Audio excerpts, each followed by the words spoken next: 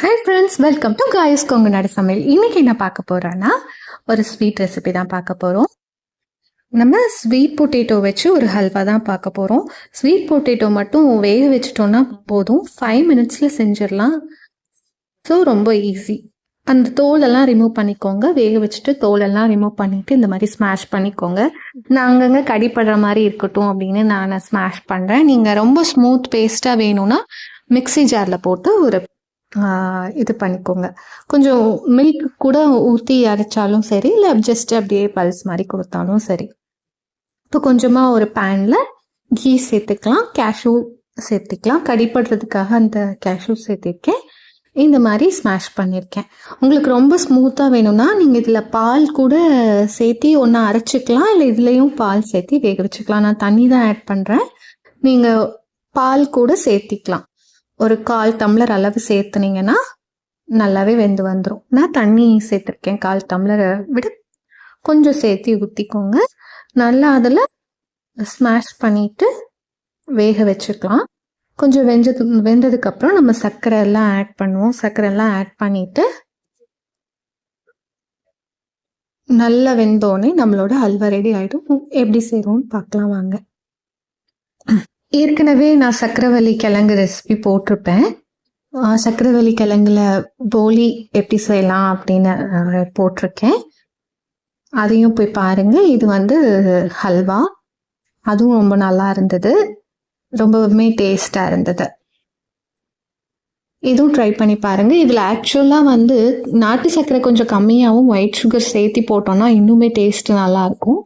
நான் நாட்டு சர்க்கரை 1/4 ஒயிட் சுகர் அந்த மாதிரி ஆட் பண்ணியிருந்தேன்.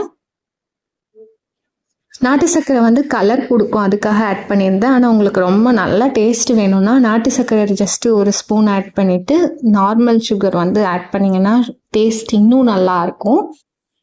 நான் இது இந்த மாதிரி போட்டிருந்தேன். நான் ஒயிட் சுகர் அதிகமாக வேண்டாங்கிறதுக்காக இப்படி நாட்டு சர்க்கரை சேர்த்திருந்தேன். பட் உங்களுக்கு டேஸ்ட்டு இன்னும் நல்லா இருக்கணும்னா நீங்கள் ஒயிட் சுகர் சேர்த்தி போட்டு நாட்டு சர்க்கரையை கொஞ்சம் கம்மி பண்ணிடுங்க. அது ஒரு கலர் கொடுக்கும். அப்புறம் வெல்லம் கூட நீங்கள் ஆட் பண்ணிக்கலாம், அதை கூட நீங்கள் ஆட் பண்ணிக்கலாம். ஒரு ஒரு ஒரு 2-3 கிழங்கு எடுத்துக்கிறீங்கன்னா 1 கப் அளவு சுகர் எடுத்துக்கோங்க. உங்களுக்கு ஸ்வீட்னஸ் எப்படி வேணுமோ அதுக்கேற்ற மாதிரி சேர்த்திக்கோங்க. இப்போ இதை நல்லா இது பண்ணிக்கலாம். நான் கொஞ்சம் அங்கங்கே கடிப்படுற மாதிரி இருக்கட்டும்னு இந்த மாதிரி வச்சுருக்கேன். அப்படியே கொஞ்சம் கொஞ்சம் குத்தி விட்டிங்கன்னா கொஞ்சம் அப்படியே கரைஞ்சிரும். நீங்கள் நல்லா ஸ்மூத்தாக வேணும்னா மிக்ஸி ஜாரில் கொஞ்சம் மில்க் சேர்த்தி அரைச்சிங்கன்னா நல்லா ஸ்மூத் பேஸ்ட்டாக வந்துடும். அதுக்கப்புறம் நீங்கள் ஹல்வா பண்ணிக்கலாம். இப்போ பாருங்கள், அப்ளை இருந்ததுக்கு இப்போ கொஞ்சம் திக்காகுது. கொஞ்சம் நேரம் பண்ணிகிட்டே இருந்தோன்னா திக்காயிடும். அப்புறம் அடி பிடிக்காமல் பார்த்துக்கோங்க, கிண்டி விட்டுட்டே இருங்க. நீங்கள் மில்க்கு கூட சேர்த்திக்கலாம். பாப்பாவுக்கு இன்றைக்கி இந்த ஸ்நாக்ஸ் இதைத்தான் நான் ஸ்நாக்ஸுக்கு கொடுத்தேன். இன்றைக்கி டிஃப்ரெண்ட்டாக இருக்கும். நம்ம எப்போவும் ஒரே மாதிரி செய்யாமல் இந்த மாதிரி செய்யும்போது டிஃப்ரெண்ட்டாக இருக்கும். இப்போ ஏலக்காய் பவுடர் ஆட் பண்ணியிருக்கேன். ஏலக்காய் பவுடர் ஆட் பண்ணிவிட்டு நல்லா மிக்ஸ் பண்ணிக்கோங்க. அந்த போலி, அதுவும் சக்கரவள்ளி கிழங்கு போலி, அதுவும் ரொம்ப நல்லா இருந்தது. அது ட்ரை பண்ணி பாருங்கள், அது ரொம்ப டேஸ்ட்டாக இருந்தது. அதுவும் ட்ரை பண்ணி பாருங்கள்.